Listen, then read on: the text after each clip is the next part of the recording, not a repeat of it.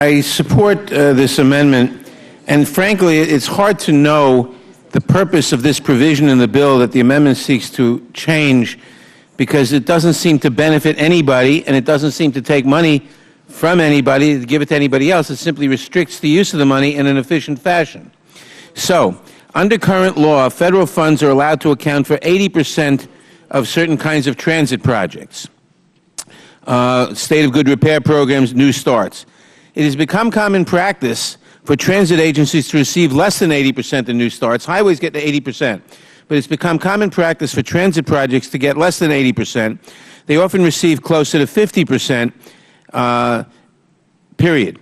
Transit agencies have been encouraged to piece together financing through multiple sources and currently can use other federal resources, specifically TIFIA, SDP, and CMAQ, to help fill the gap between what they receive in transit New Start funding and the 80% federal funding allowed under law.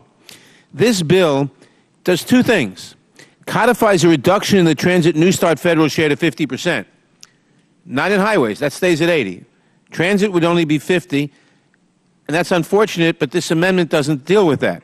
But it also appears to prohibit the agencies from using their TIFIA, SDP, or CMAQ funds in addition to their New Start funds to bring it back up to 80%. Now, they still keep those funds. They can use it for other things, but they can't put them together to get up to 80% in a New Start or State of Good Repair program.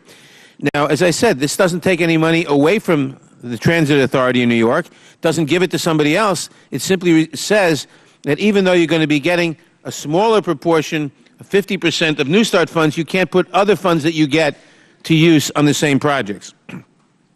Doesn't help anybody. Doesn't get money to any other state. Doesn't decrease the money that the MTA or CTA gets. Just restricts its use so the money is less efficiently spent. I'm sure that members of this committee will start hearing from their local agencies about adverse impacts caused by this provision if they already haven't heard it. I don't know, frankly. I don't know that it was the intent of the committee to place this restriction. It came as a surprise to many members of the committee and to people in the transit community.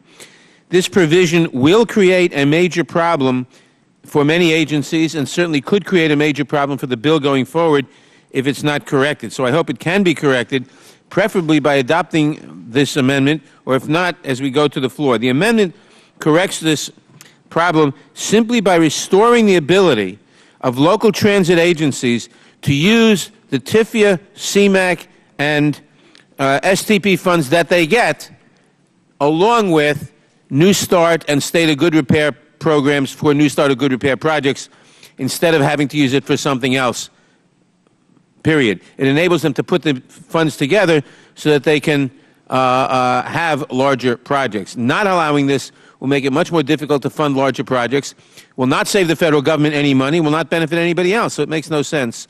So I urge the adoption of the amendment. I yield back.